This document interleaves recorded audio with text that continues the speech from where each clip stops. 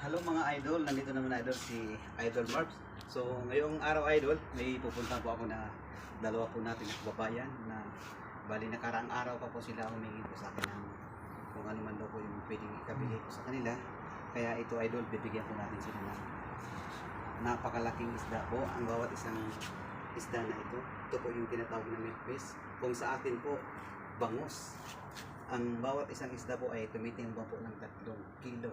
Kaya makakapagpasaya na naman po tayo sa iba na naman po natin ng kababayan. So sana guys, patuloy nyo po guys, suportahan yung aking Idol Marbs dahil napakaganda po ng aking hangarin na makatulong po sa ating kapwa. Kahit hindi po natin kalahit, talagang gumagawa tayo guys ng paraan para makatulong. So tara guys, sama nyo ako guys para puntahan na po natin yung dalawa po natin na kababayan. Nadadalang po natin ng tigta 3 kilo na isda. Bawat isda, malaking bagay na rin po ito. Makakatulong na po tayo sa kapwa natin. So tara guys, sama nyo na ako guys. Thank you guys. Okay na. Tayo mga idol, naglalakad na po tayo. Papunta po doon sa dadalan po natin ng isda na isa po nating kababayan na isa pong nanay na single mom. So hahatidan po natin siya ng isda para malaking bagay na rin po ito guys na makakatulong tayo sa kanila, sa kanilang makina na magdadala tayo guys na napakalaki pong isda. Isang isda po nagtitimbang na 3.5 kilo. Yan guys, napakalaking isda po. Makakapagpasaya na naman tayo guys ng kapwa Pilipino po natin, lalong lalo siya guys single mom at yung anak niya po may guys ay sakitin pa. Yun, pupuntahan na po natin guys, makadala na natin itong isda na to. Sana guys, sobrang init talaga dito guys, lalong lalo na ngayon. Tingnan mo guys, ang oras po dito mag alas 4 na ng hapon, pero napakainit pa rin, sobra talaga. Yan, pawis na pawis tayo, pero okay lang guys, basta importante na lahat din po tayo ng tulong sa ating kababayan. Thank you idol, nandito tayo idol na malapit na po tayo kung saan po tayo maghahatid po ng isda para sa ating kababayan na isang single mom. Sana napakainit idol, sobrang init talaga idol ng panahon dito sa Middle East.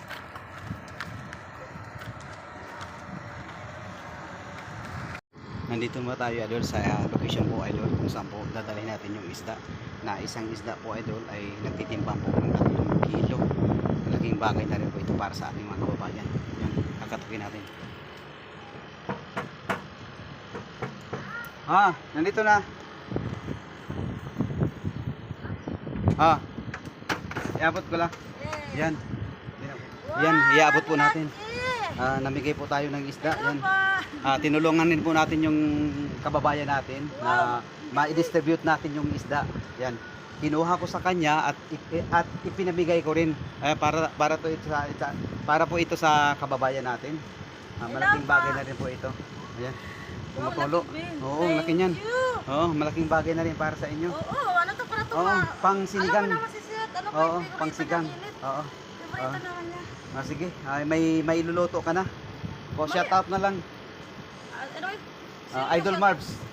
Idol Marbs yung ano ko. Ano mo ngayon? Idol Marbs. Hello po, Idol Marbs. Yan. Baguhan po natin na followers.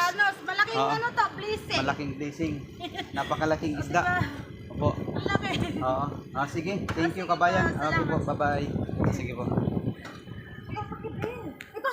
I-meet up ulit natin guys yung bibigyan po natin ng isda.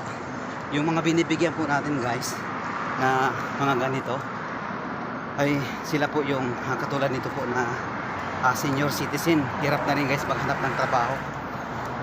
Katulad yung kanina guys na binigyan rin po natin ng isa.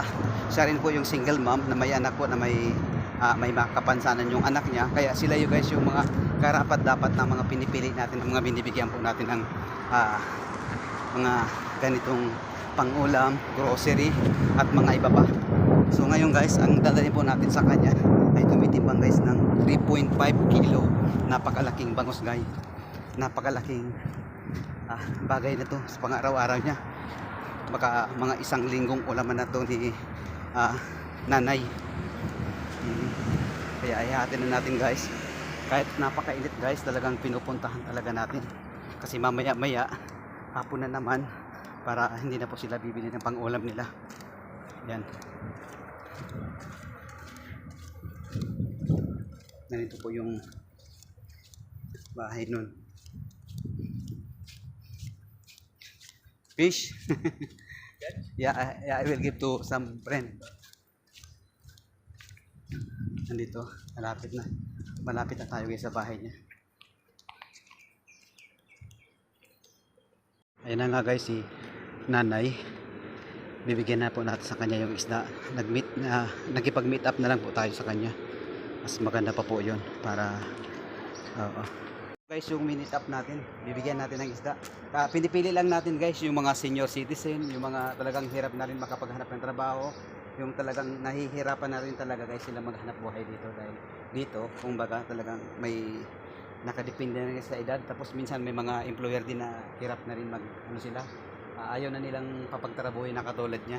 Kaya sa kanya nararapat na bigyan po natin ng isda na may pang-ulam ka na pang mga ilang araw na, kaya pwede mong iulam yan. Isang buwan. Isang buwan. Yan, napakalaki po. Salamat. Opo. Ikaw po Very yung big. napili ko na mabigyan niya ng isda. Yan, binili din po natin yan sa isang kababayan na siya nagbibinta rin. Hirap na hirap sa buong maghapon na naghahanap buhay po. Na kumbaga wala na po gaano mga bumibili isda rin, dahil marami din po na nabibili dyan. Kaya yun, nagkusa na rin akong kunin sa kanya at i-distribute para ipamahagi rin po sa kapwa natin. Salamat, Oo. maraming salamat sa biyaya na binigay mo. Walang anuman, Salamat. malaking bagay na rin, Okay. malaking tulong yan sa'yo. Okay, salamat. Ikaw na lang bahala niyan kung Oh, ano sige. pong klaseng luto ang Okay. pwede mong ano. Okay, salamat. Sige po, bye-bye po. Sige Ingat po, na lang po. bye-bye. Okay. God bless. Salamat. Sige po, bye-bye. Sige. Yan guys, nakatulong na naman tayo guys sa isa po natin guys na kalahi. Ayan siya oh. So thank you so much. Natapos na naman natin yung isang content natin na nakatulong tayo sa ating kapwa. Thank you so much guys. Pa-support na lang po ng aking Idol Marbs. Maraming salamat po. God bless po. Bye bye.